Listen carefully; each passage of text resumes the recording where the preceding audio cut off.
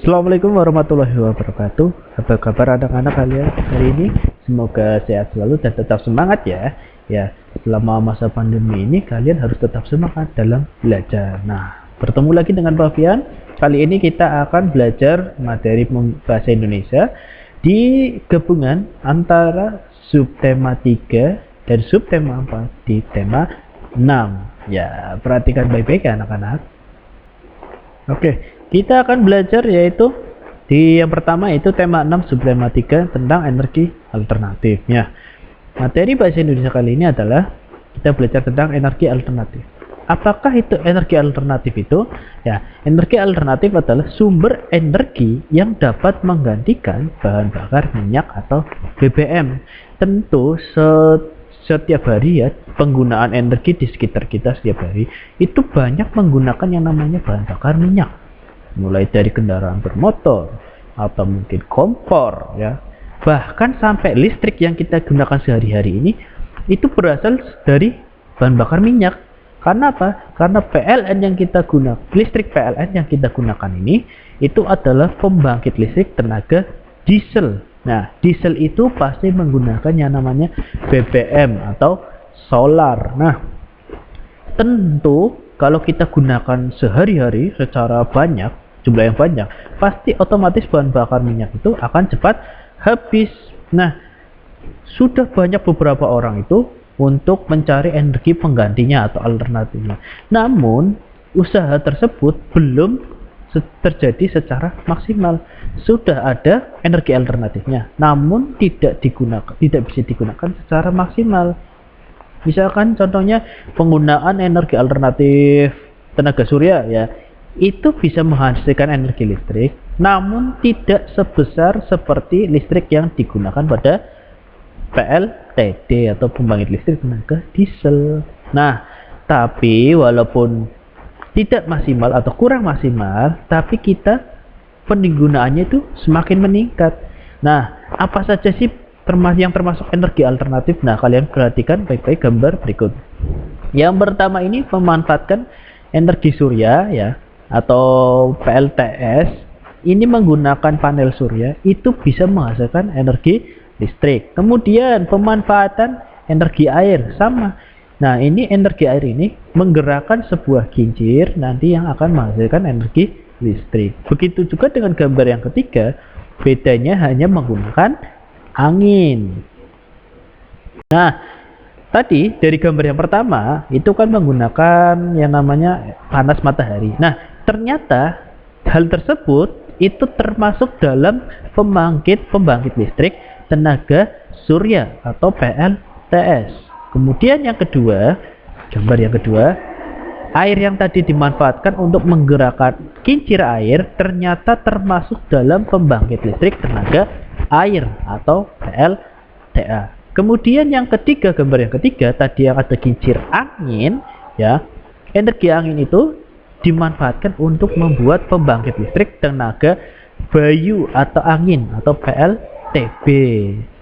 Ternyata dari ketiga ini pembangkit listrik tenaga anginlah yang merupakan sumber energi yang sangat ramah lingkungan ya. Nah, kita bahas tentang gambar yang kedua tadi yaitu tentang kincir air.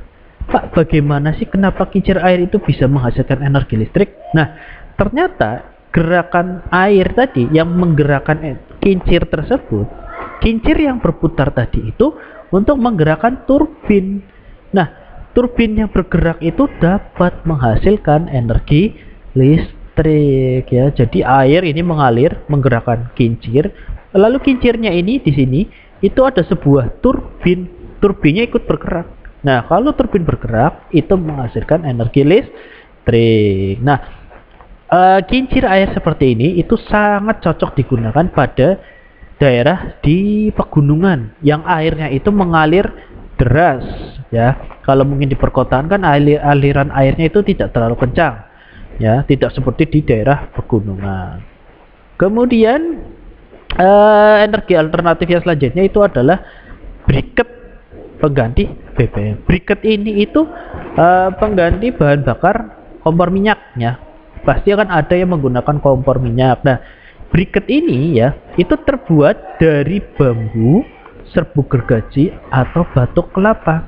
Nah, ternyata briket ini itu cara membuatnya itu mudah, bahkan memiliki beberapa kelebihan dibandingkan dengan bahan bakar minyak. Nah, bahan bakar ini dari briket ini dapat mengurangi pencemaran akibat bahan bakar fosil, dan briket ini mudah terbakar namun tidak cepat habis. Nah, itulah kelebihan dari briket. Kemudian, nah selanjutnya ini penggunaan energi alternatif yang selanjutnya ini yang sangat menarik ini, menggunakan yang pasti kan kalian tentu tahu yang namanya hewan sapi atau apa yang namanya, bisa dari kerbau bisa. Nah, sapi ini kan dimanfaatkan manusia biasanya diambil dagingnya, diambil susunya, diambil kulitnya atau tenaganya. Tapi ternyata ada lagi yang bisa kita manfaatkan, yaitu dari kotoran hewan tersebut. Kotoran sapi tadi itu dikumpulkan dan ditimbun, itu akan menghasilkan sebuah gas. Gas ini bisa menyalakan kompor gas. Itu Pak Guru pernah lihat di suatu daerah, Pak Guru lupa apa namanya, seperti ini.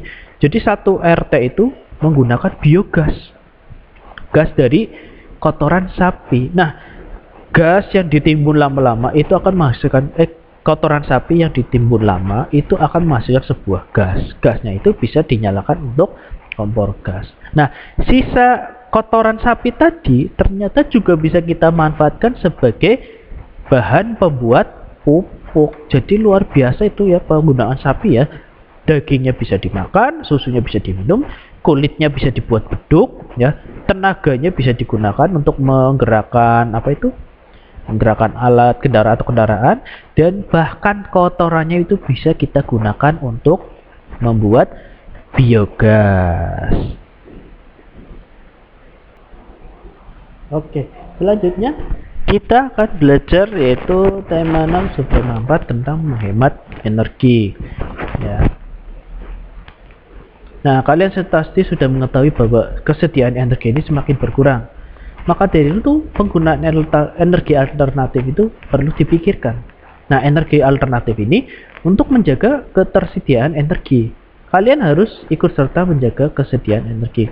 Caranya yaitu dengan menghemat penggunaan energi. Nah, ada beberapa cara untuk menghemat energi, yaitu di sini ada 3 energi: energi listrik, air, dan BBM.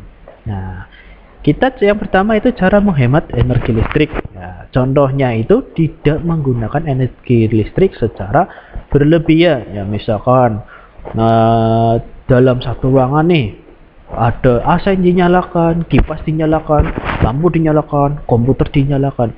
Padahal kamu itu di kamar itu hanya bermain HP. Nah, tidak boleh seperti itu ya. Jadi gunakan listrik itu secukupnya atau seperlunya. Yang kedua, matikan alat listrik bila tidak digunakan ya. Misalkan contohnya siang hari ya. Ini kan cerah. Nah, dengan keadaan cerah ini pasti otomatis kalian tidak perlu menyalakan yang namanya lampu ya. Itu sangat menghemat energi kalau kita matikan lampu pada siang hari. Yang ketiga, gunakan alat listrik yang hemat energi. Contohnya misalkan ada lampu yang hemat energi nih, wattnya lebih rendah, itu kita pakai. Walaupun kadang alat listrik yang hemat energi itu biasanya agak lebih mahal sedikit, tapi bisa menghemat energi. Terus selanjutnya yaitu menghemat air. Contohnya nih, gunakan air secukupnya. Kalau mandi itu jangan biar ya, secukupnya saja, biar. Yang penting tubuh kita itu bersih. Apalagi kalau kalian mandi itu sampai mainan air, oh itu jangan ya. Kalian sudah kelas 3 ya, sudah lebih besar daripada anak TK. Jangan seperti anak TK yang masih mainan air waktu mandi. Nah, terus tidak membuang-buang air bersih ini ya. Oh, tadi seperti mainan air. Nah, yang ketiga itu merawat sumber mata air bersih. Nah, sumber mata air bersih ini adanya di daerah pegunungan ya. Sumber mata air di sana bersih. Nah, sumber mata air itu perlu kita rawat. Jangan sampai dikotori atau bahkan dirusak Tidak boleh, karena memang di dunia ini itu sumber air itu melimpah, tapi air bersih itu jumlahnya sangat sedikit ya. Makanya itu kita harus menghemat air. Kemudian yang ketiga itu adalah menghemat BBM atau bahan bakar minyak. Contohnya nih, yang pertama, gunakan kendaraan motor seperlunya. Misalkan kita menggunakan motor ya untuk kepentingan, jangan untuk muter-muter saja, muter-muter sekitar rumah. Itu hemat apa namanya? Hemat-hemat BBM-nya ya, kalau seperti itu. Yang kedua, gunakan kendaraan tanpa BBM. Contohnya seperti sepeda, becak, delman, dan sebagainya. Nah, kendaraan-kendaraan itu kan tidak menggunakan BBM atau bensin. Yang ketiga, gunakan transportasi umum seperti angkot, bis, kereta, dan sebagainya. Nah, kalau kita berangkat sekolah, ya, kalau misalkan ada angkot, ya kita gunakan saja angkot tersebut, ya. Karena apa? Lebih menghemat BBM. Bis, kereta, dan sebagainya.